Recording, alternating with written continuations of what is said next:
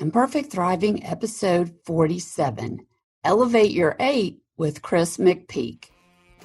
Do you ever procrastinate? Do you ever beat yourself up with critical self-talk and feel like a failure? Do you or others often fail to live up to your own expectations? You might just be a perfectionist, my friend. I know because I'm a recovering perfectionist myself. Through my education and experience, I've learned how to let go of perfection and begin enjoying my life to the fullest. And I want you right here with me.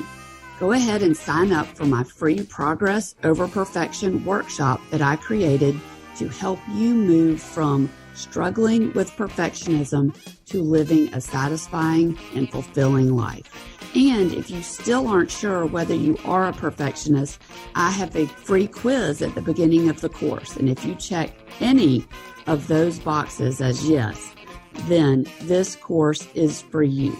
All you need to do is go to imperfectthriving.com right now and click on the free Progress Over Perfection workshop, and you can get started right now. I'm Kathryn Ely, former attorney turned licensed counselor and coach. Oh yeah, and recovering perfectionist. It wasn't long ago that my self-criticism and fear kept me from having the self-worth, confidence, and courage to make my life my own. Through life lessons learned and by going back to school in my 40s, I am finally enjoying my life in a way I never thought possible. And it is amazing. I want you right here with me. No need for you to go back to school either. I created this podcast to show you the way to the imperfect thriving kind of life, based on what you value, filled with self-worth, confidence, way more joy, and no more regrets. So let's go. And he reminded me, Kris, you know that triathlon includes swimming. And I had been one of those people like, do not put me in the water. I will go near the water and I will go on a boat, but I won't go in the water. This episode is about the learning and self-growth domain. What do you say to yourself about your ability to learn, change, and grow? Do you tell yourself you're not a good student? Do you tell yourself you're only good at a few specific things? Do you tell yourself you are too old to learn anything new? Take a moment and think about the words you say to yourself when it comes to learning and growing. If you are limiting yourself, it is time for a change. We can and need to continue to grow until the day we are no longer on this earth. The myth of the comfort zone is that it is actually comfortable to stay within it, that it feels good to stay stagnant. When the truth is that staying in your comfort zone feels safe when you think about it, but it is really not a safe place to be. It is a place in which we lose ourselves a little more each day.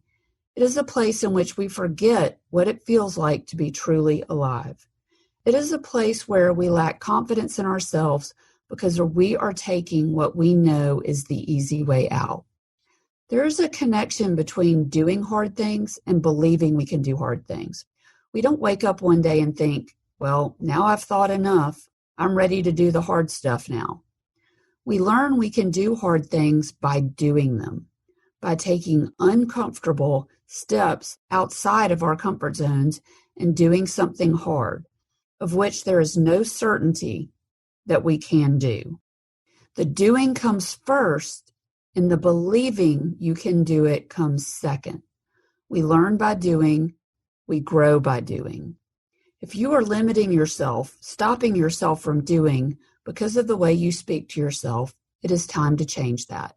You have the choice to stay stuck inside your comfort zone, avoiding fear, but you will also be foregoing an incredible sense of accomplishment and great self-confidence. Or you can find a way to speak differently to yourself and find the courage to leap into discomfort. Our guest on the show today has found the way to do just that. She has found the way to change jobs and do other hard things in midlife. Kris McPeak is a recovering housing professional who has worked in higher education for more than 25 years. Her side hustles include writing, podcasting, and running a swim team with her hubby. Kris is the author of 3 books, including The 9 to 5 Side Hustler, a guide to balancing your day job with your small business. When she's not working, side hustling, or writing, Kris enjoys knitting, binge watching dark TV shows, and dreaming about the day when she can go back to a karaoke bar. On today's episode, you will learn what it means to elevate your 8 and why Kris changed career paths in midlife, how she finds work-life balance, life lessons learned from dad that lead to independence and resiliency, the hard things she learned how to do for the first time at age 47, and how she keeps her marriage strong while also working alongside her husband in their business.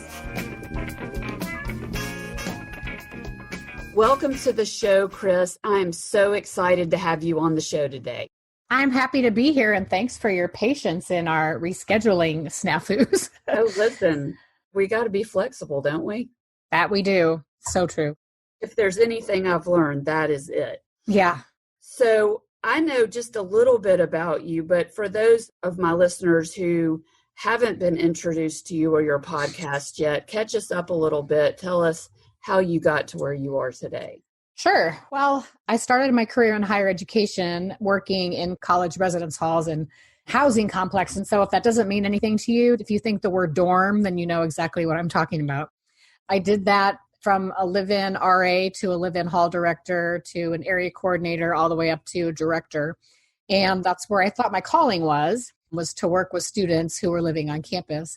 But I reached a point where it's such a high-touch field. I was away from working with students every day, and it was more like I was working with people that were discipline cases or had mental health issues. And the demand on my time after the workday was just getting increasingly more difficult and harder to balance because I still wanted to be able to go home as close to 5 o'clock as possible and enjoy my evenings and my weekends with my family and my friends. So as the demands got a little bit higher, I started thinking about more ways to take care of myself and take care of my family. And I thought, well, there's a couple things going on here. I can either really start advocating for work-life balance, or I can leave the field. And I didn't really want to leave the field right away because I did feel very strongly that the work I was doing was important and it did feel like a calling. So, okay, let's put some more focus in the work-life balance. My very last job in campus housing, I worked for a gentleman who was very well respected in the field and is a beautiful person, but he was very much like 60, 80 hours a week, going through your emails on the weekends. And it felt like I was being smothered. And I was like, I can't do this anymore. So I opted to look for something different. And I landed in community college advancement, so the fundraising sector, with literally zero fundraising experience. All I'd ever really done was like team and training. Let's, raise some money for cancer. But that was very different than the field I'd gotten into. So I'm a firm believer that translatable skills will allow you to land in a different career field, even if you don't think that you have the experience needed. And I've been doing that job now for more than 7 years. So it paid off well for me. In the midst of all that, I was introduced to Allison Melody of the Food Heals podcast, and she started a mastermind group. Back then, it's just a one-day event, but it was everybody 45 minutes in a hot seat. And by that time, I had written 2 books, one about work-life balance and then one about time management. And as I was describing my books to this group of women, they were all like, you need to start a podcast. This is something that's really important and the word needs to get out. So I just kind of went from there. And through Allison, I got to know Adam Shively, and that is how you and I became acquainted. So gets us caught up to now. Yeah, Adam is great. Adam is really supportive and super helpful and just the right kind of influence that you want if you want to do something well and not have it suck the life out of you. So, yeah, absolutely. So there are a couple things that I want to dig into that you said. One is I love that you were kind of thrust into a job that was completely different than the one that you had before, and you transferred your skills to it. Did you have any limiting beliefs or any hesitation as you moved from that one thing that you knew so well to the other thing that you thought you knew nothing about? Yeah, I guess at first I thought like my learning curve was going to be really high, and it wound up not being that way because I was still on a college campus and I was still doing things that benefited students. So I basically just had to learn a little bit vernacular. What are the fundraising buzzwords? And I was tasked originally with building a scholarship program for my foundation. They were pulling all their funds back from financial aid. So that came very easily to me because I'd been good at program management. I'd been good at program development and making those things work. And I love professional development. I love learning new skills. So as things about my job expanded, my supervisor would say things like, "Oh, I just feel like we're overwhelming you. We're giving you too much to do." And I'm like, "No, like pile it on, because these are all new skill sets and nothing that you're asking me to do is making me uncomfortable or overwhelmed." So the fact that I was continuously learning day after day, month after month, year after year, was really very empowering for me. So in spite of the fact that I came in thinking like, wow, I can't believe they hired me and my learning curve is going to be so high, it's been a pleasantly easy transition and super fun. Yeah, so for you, having more to do is not overwhelming, but having it stretch into all of your personal time is. So it's Yeah. not really about the amount of it, it's about the expectation to kind of be on 24/7. Yeah. That's the downside of some of those campus responsibilities, because sort of like, and local parentis was there and then it went away for a while. And then I feel like it came back. And so there's definitely the notion that I've sent my kid to your school because you're going to take care of them now. But they have come to school not being fully equipped to act mildly as an adult. So you guys there at the institution are going to be tasked with doing all that. And I don't know, I just have never ascribed to that as being my philosophy. My dad drove me to college and unloaded the car and helped me kind of move into my room and took me to lunch and then took off. I never called him about a roommate problem. I never asked him to intercede on my behalf with a faculty member or anything like that. And there is a lot of that goes on today. So I think the need that I had based on the way my dad raised me to figure shit out by myself, and obviously call home if you're completely stuck, but I never would have asked my dad to do the work for me. And he never would have. He would have told me to go jump in the lake. So it was very easy for me to get into the career that I got into. Secondly, with this advancement stuff, because I'd always been taught to figure stuff out on my own and make the best of it and ask questions when you get stuck. And yeah, that just worked for me very well. Yeah, it sounds like that way of parenting and that philosophy of parenting, letting you figure it out on your own, led you to the place where in between jobs, you weren't freaking out and limiting yourself about it. You're like, yeah, it's different, but I can do different. Yeah. Versus Absolutely. now, I'm hearing that as parents are dropping their kids off for college, they're not really leaving them there. No, not really. And, I think it's great that there are parents that are as involved with their kids and their activities and extracurricular stuff and things like that. But I think there's a point where mom and dad have to be willing to let their kid be a grown up and make some of those grown up mistakes on their own, because there will come a time where you can't call home anymore and have your dad like try to talk the bank out of that overdraft charge. Like, you're going to have to figure out how to do that yourself. You're going to have to register your car for yourself. You're going to have to pay your bills for yourself. And this is how we become fully functional adult members of society. That's what my dad always told me. He's like, I don't care if you graduate from college.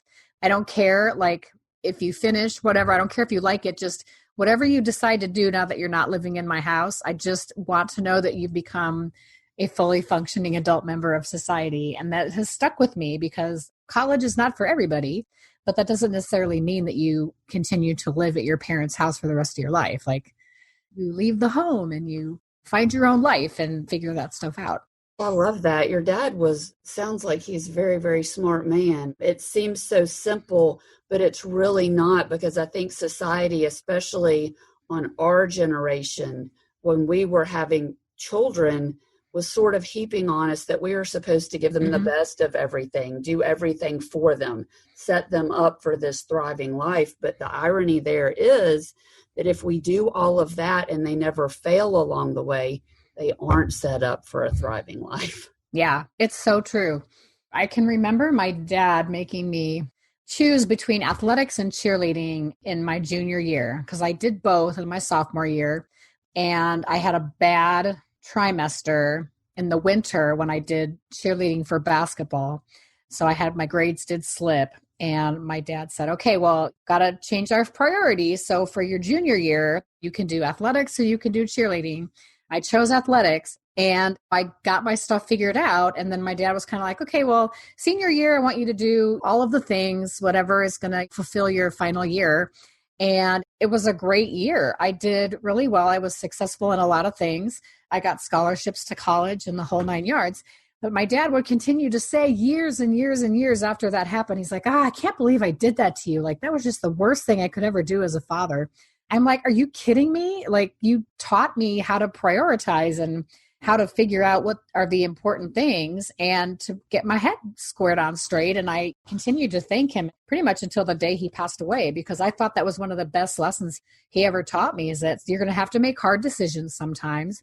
And if you really, really want to do something, you'll figure out the way to do it and to do it well and to do it comfortably. So it was an incredible lesson for me.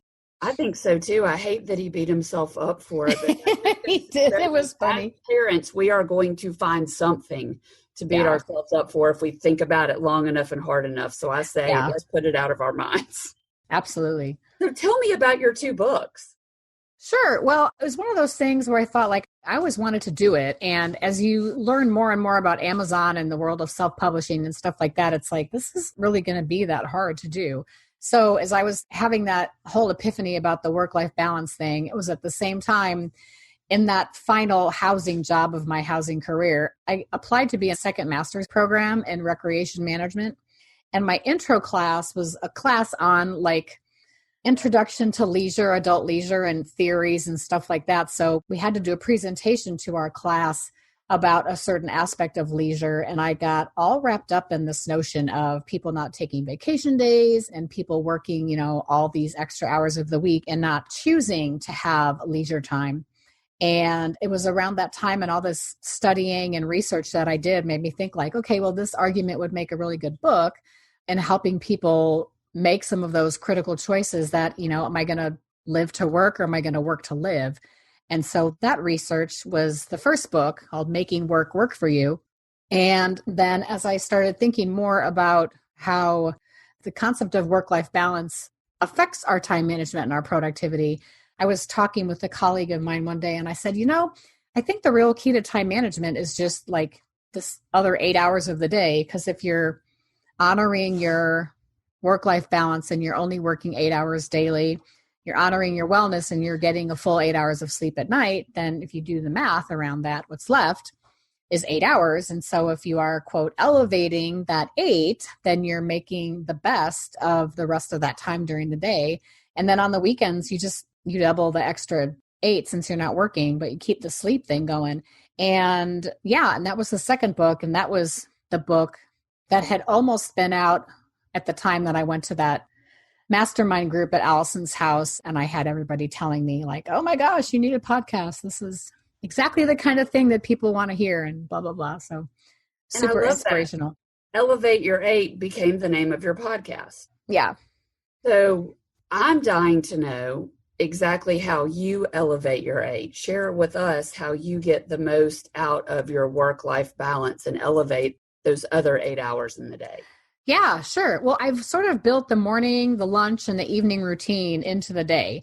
And when I'm truly on, my husband and I are swimmers, and we have our own master swim team. We get up really early so that we can be at the pool by 6, but I take that extra hour in the morning to kind of dig into my personal self-care, meditation, a little bit of journaling, and then our work on some aspect of the business. So it might be that, I'm updating the roster for the team, or I'm paying a bill for the team, or I'm working on social media for the team, or I might edit a show. I might work on Canva and get some promotional materials taken care of. I do some of those things in the morning, eat some breakfast and head to the pool.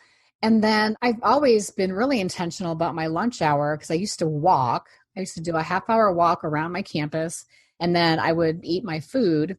And then I started getting back into TV shows again. And my husband and I do not like the same TV shows. So usually if I want to watch something that I want to watch before we got a second television, I had to do that at lunch. So then lunchtime became the time that I could engage in some of my more frivolous entertainment things. So I would watch a show and I would do some knitting.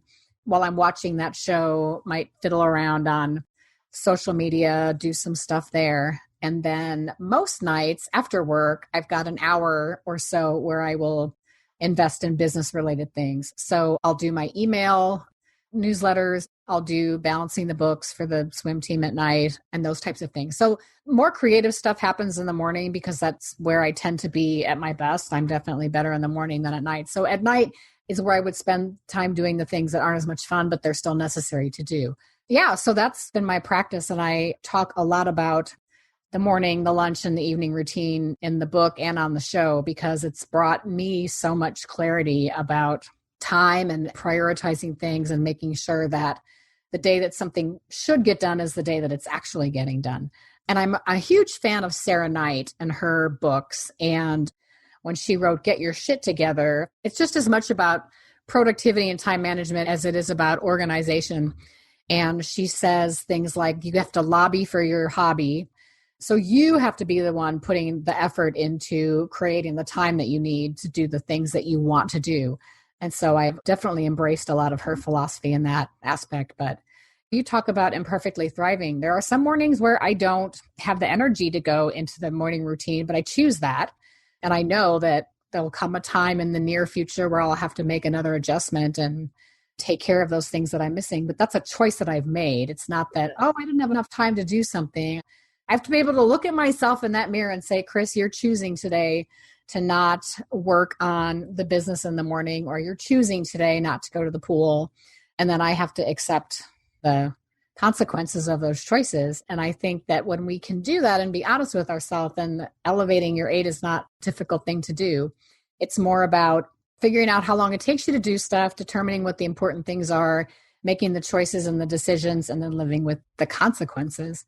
Yeah. And most of the time, I'm not living with bad consequences because I know that the choice that I'm making is something that I want to do. So, yeah, agreed. It's all about being mindful and intentional with your time.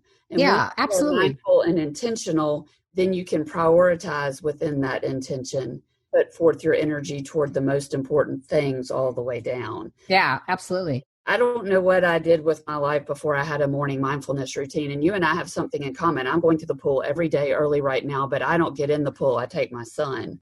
Oh, yeah. But because of COVID and the way our schedules have rearranged, we get time in the morning before school. But I'm getting my exercise in and my morning mindfulness while he's in the pool. And I do love to sleep late, a little bit later than 4:45. And I do take advantage of that a couple of days a week. But honestly, I don't feel as good as when I get up and I get that exercise first thing. It just really gets me motivated and gets that blood pumping. Yeah. So now I want to know, what are the kind of TV shows that you like that your husband doesn't like? I like really dark, heavy things that are brooding or angry. And I love Dexter. I loved the Fargo miniseries. I loved House of Cards. I will watch a comedy, like Big Bang Theory was something that was enjoyable for me, but I like the drama shows that are hard and heavy and not uplifting. That's terrible. So I've gone through a phase with that myself. And so what about, have you seen Ozark? I have seen season 1 of Ozark. I let my Netflix lapse while we were kind of tweaking some stuff around with subscriptions, but everybody has told me that season 3 is the thing. So I'm going to have to make some swaps here and get that on the plate. I like Ozark and I like Yellowstone. Not everybody likes that. It's got some really dark stuff in it and some heavy stuff in it. It's kind of like Dynasty or Dallas, but on steroids with much better scenery. And it's Kevin Costner's show, right? Yes, and I love him. Yeah. I should probably, when I'm done getting caught up with HBO things, I'll drop the HBO and I'll go back to Netflix for a couple months. And Big Little Lies? Yeah. I read that book first before I checked out the series. Little Fires Everywhere? That I've not seen. That's Hulu, right? I can't keep it straight. I can't remember. That might be Hulu or it might be Apple TV. Okay. I'll have to double check. I don't know.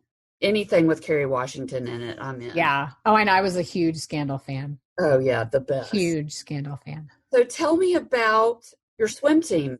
Yeah, that's really my husband's vision and journey, and I'm kind of along for the ride, but because I feel strongly the way he does about adults learning to swim, that was an important thing of identity for us, I suppose. My hubby was a swimmer in high school and had a really great high school career, but everything else in high school was unpleasant. So when he graduated, he kind of took a hiatus, and it was a very long hiatus. When I met him, he was bartending and managing bars. He had taken up smoking, and he was a fairly heavy drinker. And that kind of continued through for 15 or so years of our marriage. He's HIV positive, and he had gotten really sick. And the idea of getting healthier started going through his head again. And I remember him telling me he was getting some treatment in Southern California. We were still living in Northern California. And he happened to catch on television, he was laying in bed. He'd had his treatments for the week. He wasn't feeling really good, just kind of, hanging out. And he happened to catch the Kona championships, Ironman championships on NBC or something like that. And he got really excited and inspired by that notion. And he called me up and he says, I want to do triathlon. I'd always known that swimming was his thing. And I reminded him, because he would say, I don't run chased. And I would say, well, Charles, triathlon is, tri means 3. So there's 3 sports. So you're going to have to run. And he's like, I don't care. I want to do this. I feel like I need to do this. So I told him that I would do one with him. And he reminded me, Kris, that triathlon includes swimming. And I had been one of those people like, do not put me in the water. I will go near the water and I will go on a boat, but I won't go in the water. And I was a runner at the time. So we kind of worked together to figure out the sports that the other person was lacking in. And we did our first triathlon in February of 2013. And at that point, I was still doing like the paddling, kind of modified dog paddle in the water to do my first triathlon, which was a reverse triathlon. So it was only about 200 meters in the pool, which now I think about that, and we do 6 times that in a warm-up sometimes. So we got through that, and then we'd relocated back to Southern California, and Charles became the swim coach for Team to End AIDS, which was one of those like team and training groups where you raise money and then everybody competes in an endurance event. So he had that experience and was doing really well with the coaching piece. So he finally just said, Kris, I want to start my own master's swim team. And I said, cool, let's do it. I'd written one book. I had not written the second one. There was no podcast yet, but he felt really strongly about having the swim team. So we started the team. We applied for our first adult Learn to Swim grant. We were given a grant. And we started expanding the team. It was first just, a handful of triathletes who wanted to get better at swimming, but we started attracting the serious fitness swimmers, the competitive swimmers. Charles went back and started competing swim meets again, which he hadn't done in 15, 20 years. And then I finally said, well, I could get in the water and do a little bit more of this than just cheering everybody on at a swim meet. And I wanted to feel what it would feel like to compete. So yeah, he taught me all the strokes. And I'm not a great swimmer, but I'll win a handful of ribbons in a swim meet every now and then. And there's so much fun to it. It's a really exciting sport to watch. There's so much strength and power in it, but there's still there's grace and beauty in it as well. So we've had the team since 2017. And like I said earlier, Charles has taught way over 100 adults to swim through this program. We both feel strongly about the water safety aspect of what he does with that team. Anything that we can do to prevent the whole drowning thing. And it's really interesting to think that, I don't know what the stat is. It's like only 25% of the adults in the United States can swim like a full length of a pool. And that stuff's mind blowing to me. So it's been really fun. It's been challenging. And sometimes it's very hard to run a business with your spouse. We're both pretty hard-headed. And we're both pretty stubborn. And a lot of times that works in our favor because we're able to get things done. But, it's tough. It's a lot of work. But I would not trade it for anything because it's been one of the most rewarding things that I've ever done. And it's beautiful because it's something that we do together.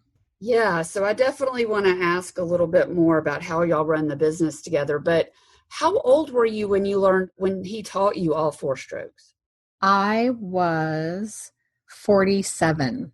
Oh my gosh. Yeah. I just think that's amazing because I come across it all the time with my clients in midlife. They think they're washed up, that the voice in their head is telling them, I can't learn anything new. I can't do anything new. My best years are over and all this. And then at age 47, you learn the butterfly, you learn breaststroke. First of all, swimming is my favorite sport. I'm more impressed with swimmers, I think, than anyone else in this world. yes, part of it is because I have two children that do it, and I understand the dedication that it takes, Yeah, how absolutely. difficult it is, especially now that we have to get up so early and do it before school. My hat's off to you, like that you learned Thanks. all four strokes at age 47. I absolutely love that, and I hope that that inspires everyone who's listening today to rethink about how they talk to themselves when it comes Yeah. to learning new things. Because, I mean, what did that feel like for you when you went from really doggy paddling to learning all four strokes to where you could compete in them? Yeah, well, it was terrifying initially because I was borderline afraid of the water. I mean, it splashing around and all that was fine, but now, Kris, to do freestyle correctly, you're going to keep your chin down and keep it in the water. I'm like, no, I don't put my face in the water. And he's like, well, Kris, that's not really how it works. I resisted for a really long time, mostly out of fear because I was afraid of getting water in my nose or I was afraid of having a little bit of choking going on. And I think I was just as much afraid to like it and to want to compete because that would mean that he was right and I was wrong. And you know how that goes sometimes with your spouse. But really, I mean, when I think of all the amazing things that Charles and I have done together over 26 years of marriage, I think that starting this team together has been one of the best things we've ever done. And I'm so grateful to him for the patience and understanding that he put into teaching his spouse how to swim because I know it was not easy. In that capacity, I'm not a good student and I resisted a lot. So that's just a testament at what a good coach and swim instructor he is because Well, I I think was it's not. a testament to both of you because I don't think it's easy on either end. Yeah, it was scary. I mean, the first day that I ever swam a full length of the pool, I like broke out crying and I wanted him to hug me because I was just so excited about the fact that I had done that. But once you get one stroke down and then it's like, okay, well, let's move to this next thing because this is the next natural. Butterfly was what I learned last, and it's not my favorite because it's not what it looks like. It's very different actually doing the movements than if you're watching how they're done. Mm-hmm. So like things that I thought were the right thing to do because of the way you watch it on television, it's like, no, no, no, we're not smiling for the camera. We want to put that head right back down and those types of things. So yeah, it's been a really great time in my life learning an absolutely brand new, spanking new thing that had always petrified me before. And now I love it. And I don't really want to do anything else for exercise other than maybe a little bit of yoga every now and then. Yeah, because I would imagine once you got over the hump of learning the first stroke, there was a sense of accomplishment that kept you going and that made you think a little bit more and a little bit more. Maybe I can do this. You were proving to yourself by your actions that you could do it. Yeah. And that's one of the most empowering things in the whole world, to be able to say to yourself, like, I'm well equipped to do this and the fear's not there anymore. So I'm just going to do it. Yeah, that's fantastic. I love that. So now that y'all are running this business together, what has that been like for you as a couple? Have y'all had to set up some ground rules with each other or some boundaries between business talk and all that and then personal? Like, how do y'all make that work within your marriage? Well, it's hit and miss, and some days are better than others. We've tried to sort of isolate certain aspects of the business, only certain times of the day or the weekend, or like if it's a weekend where there's no swim business taking place, then maybe like, let's not talk about the business this weekend. Let's do other things. Let's go out to eat. Let's see some friends. Let's just hang out at home.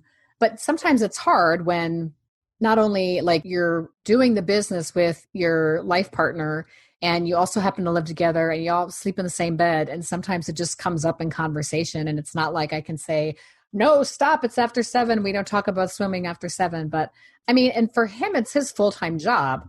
I have my day job and I have the swim team and then I have the podcasting on top of that. So Charles definitely has more mental energy to put in it than I do.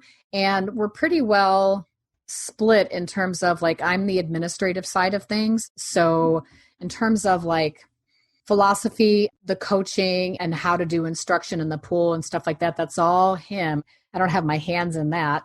When he's on deck and I'm in the water, he's coach husband and I'm the same as any other swimmer on the water, which means I have to not talk when the coach is trying to give instructions on what the workout is and stuff like that. So Yeah. I mean, it's not easy. It takes a lot of work. It takes a lot of patience, a lot of forgiveness, a lot of meeting in the middle. And for me, someone who's pretty hard-headed, we both have to finally say, okay, well, I'm not the right one here. You're right. So I'm going to concede to you that you are the one that knows more about this particular aspect.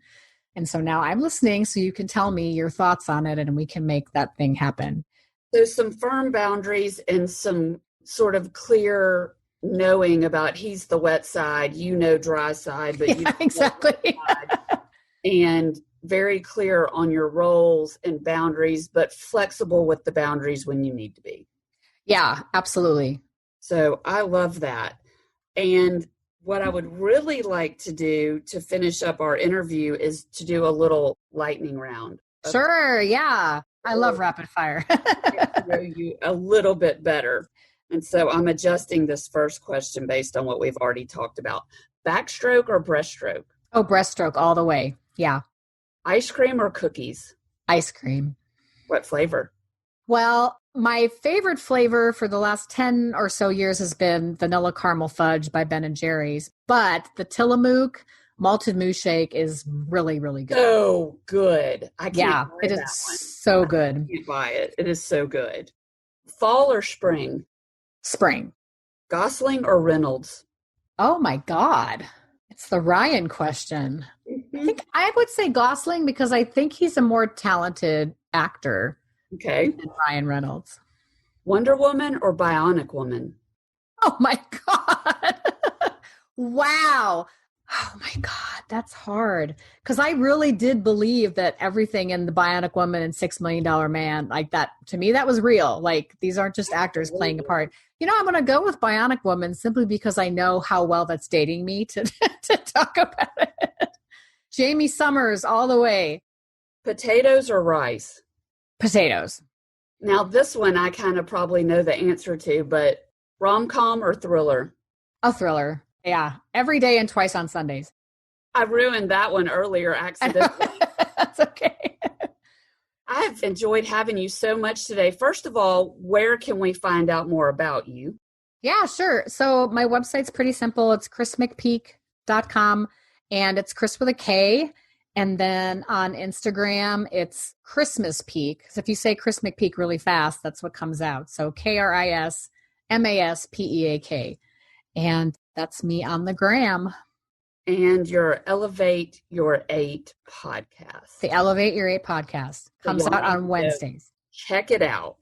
And so the one question I like to finish up every interview is, what is one imperfect action you suggest we all take today to get a little bit closer to our best lives?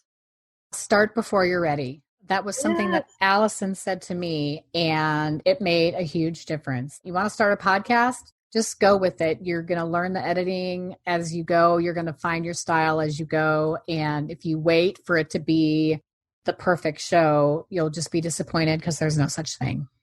Absolutely. I love that answer. I second that motion.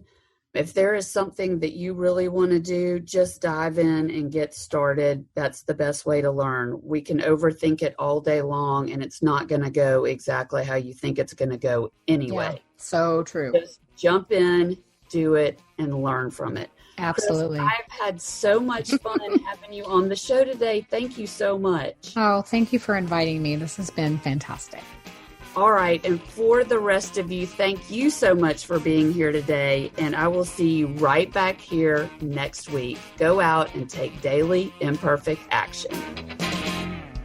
If you are enjoying this podcast, would you take a moment to go to iTunes and subscribe? It is so easy to do, and it would mean a lot. Imperfect Thriving is a part of the Practice of the Practice podcast network, a network of podcasts seeking to help you thrive imperfectly. To hear other podcasts like the Bomb Mom Podcast, Beta Male Revolution, or Empowered and Unapologetic, go to practiceofthepractice.com/network. This podcast is designed to provide accurate and authoritative information with regard to the subject matter covered. This is given with the understanding that neither the host, Practice of the Practice, or guests are providing legal, mental health, or other professional information. If you need a professional, I encourage you to reach out to one.